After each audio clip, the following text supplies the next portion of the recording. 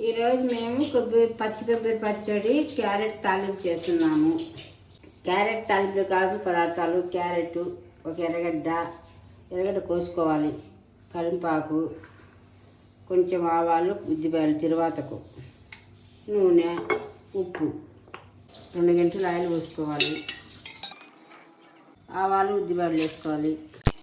ఆవాలు ఉద్దిపాయలు వేసిన తర్వాత ఎర్రగడ్డ వేసుకొని బాగా వేయించుకోవాలి. ఇప్పుడు కరింపాకు వేసుకోవాలి.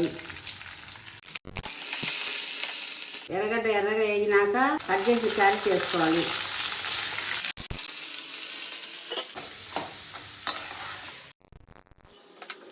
తగినంత ఉప్పు వేసుకోవాలి.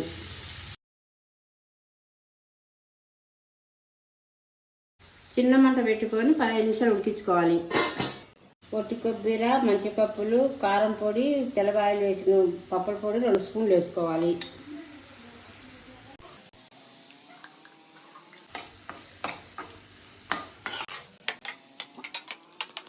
మా ఇంట్లో క్యారెట్ తాలింపు పచ్చి కొబ్బరి పచ్చడి రెడీ. మీకు నచ్చినట్టయితే సబ్స్క్రైబ్ చేయండి, లైక్ చేయండి, కామెంట్ చేయండి.